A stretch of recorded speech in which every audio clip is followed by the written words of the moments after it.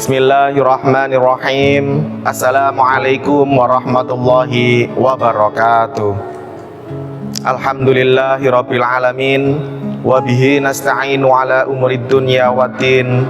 Wassalatu wassalamu ala asrafil anbiya'i wal mursalin Sayyidina Muhammadin wa ala alihi wa sahbihi ajma'in. Amma ba'd. Segala puji bagi Allah yang menjadikan Ramadan sebagai bulan diturunkannya Al-Quran, di mana di dalamnya terdapat malam yang lebih baik daripada 1000 bulan, dan amalan kita dilipat gandakan pahalanya. Sholawat dan salam semoga senantiasa tercurahkan kepada manusia terbaik sepanjang masa, Nabi besar Muhammad Sallallahu Alaihi Wasallam, sahabat, keluarga, dan pengikutnya hingga akhir zaman. Waktu berjalan cepat. Bulan Ramadan yang mulia, yang penuh keberkahan dan ampunan akan segera berlalu meninggalkan kita.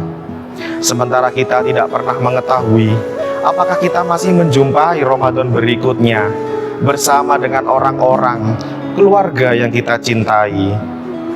Dan apakah kita masih diberikan kesempatan untuk beribadah dan beramal secara maksimal di bulan yang mulia ini. Bulan Ramadan merupakan bulan terbaik di antara semua bulan di sepanjang tahun. Banyak dari kita yang menyambut kedatangan bulan Ramadan dengan gegap gempita. Ketika Ramadan tiba, beramai-ramai kita memakmurkan masjid untuk melakukan ibadah dan bergembira merayakan kuantitas amalan sebanyak-banyaknya. Bagaimana tidak? Tentu tidak ada yang ingin melewatkan kesempatan besar ini untuk mendapatkan pahala yang berlipat ganda dan ampunan yang terbuka lebar. Pertanyaan yang muncul adalah, apakah ibadah kita akan tetap luar biasa ketika Ramadan sudah tidak di depan mata? Mungkin lebih mudah bagi kita untuk melakukan ibadah di bulan Ramadan karena mayoritas orang-orang di sekitar kita melakukan hal yang sama.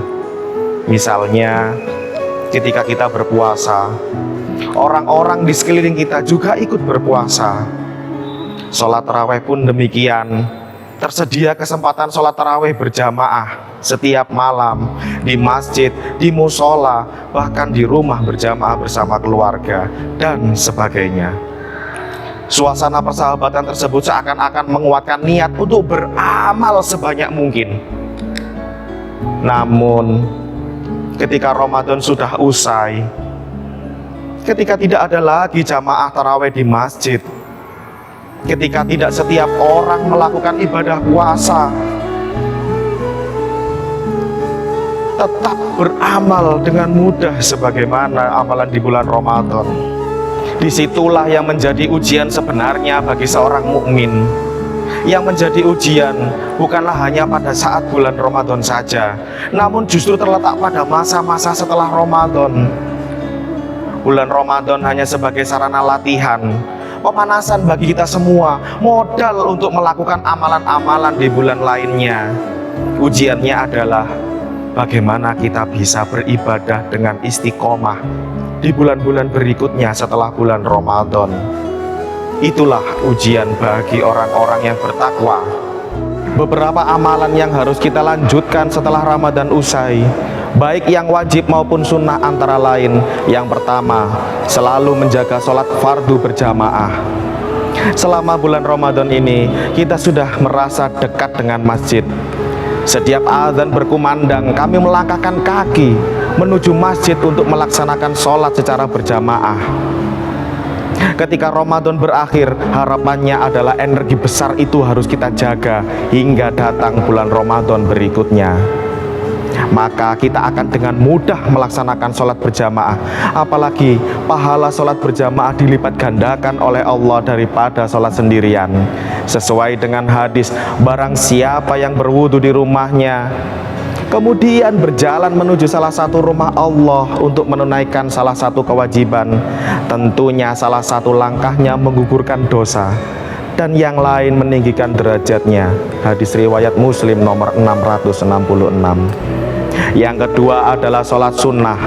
Tarbiyah yang sangat berharga dari madrasah Ramadan, salah satunya adalah kebiasaan memperbanyak ibadah sholat sunnah seperti tarawih, witir, tahajud, atau sholat sunnah yang lainnya. Sholat Ramadan berlalu, perpisahan semangat yang kita rasakan tidak ikut berlalu. Dari Abu Hurairah ia berkata, kekasihku Rasulullah berpesan kepadaku dengan 3 perkara. Aku tidak akan meninggalkannya hingga mati. Yang pertama adalah puasa 3 hari setiap bulan. Yang kedua sholat duha. Dan yang ketiga adalah tidur setelah sholat witir. Yang ketiga adalah membaca Al-Quran. Sebagian besar dari kita sudah berhasil menghatamkan Al-Quran minimal sebanyak 1 kali, atau paling tidak mampu membaca sekian juz selama bulan Ramadan ini. Akankah kebiasaan membaca Al-Quran selama bulan Ramadan berlalu begitu saja? Semoga tidak. Jika dalam sehari kita bisa membaca buku, koran, majalah, media sosial, atau yang lainnya, maka kita juga bisa menyisihkan waktu untuk membaca Al-Quran. Dari Abu Umamah Al-Bahili, Rasulullah Shallallahu Alaihi Wasallam bersabda, bacalah Al-Quran, bacalah Al-Quran, maka sesungguhnya ia akan datang pada hari kiamat memberikan syafaat kepada ahlinya. Hadis riwayat Muslim nomor 804. Yang keempat adalah puasa sunnah. Kita harus bersyukur kepada Allah karena telah mengizinkan kita untuk melakukan ibadah selama sebulan penuh di bulan Ramadan ini. Namun setelah bulan Ramadan meninggalkan kita, apa yang kita lakukan? Apakah puasa sunnah lainnya tetap kita lakukan atau berhenti? Harapannya adalah tetap kita lakukan. Puasa sunnah yang dimaksud antara lain adalah puasa 6 hari di bulan Syawal, puasa hari Arafah, puasa hari Asyura, puasa Senin Kamis, puasa 3 hari setiap bulan tanggal 13, 14, dan 15, dan puasa-puasa sunnah lainnya. Dan yang terakhir adalah taubat dan istighfar kepada Allah.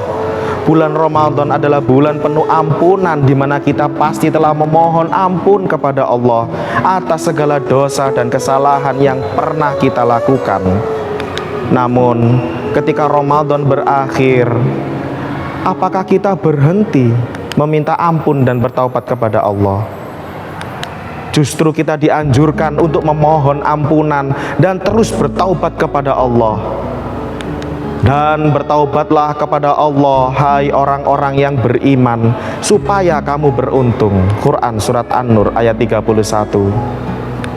Semoga nanti dengan berakhirnya bulan Ramadan, tidak berakhir pula semangat yang kita peroleh dari madrasah Ramadan ini untuk senantiasa memaksimalkan diri dalam beramal soleh menuju pribadi yang benar-benar bertakwa.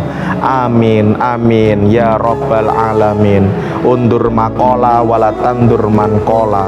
Summa salam, wassalamualaikum warahmatullahi wabarakatuh.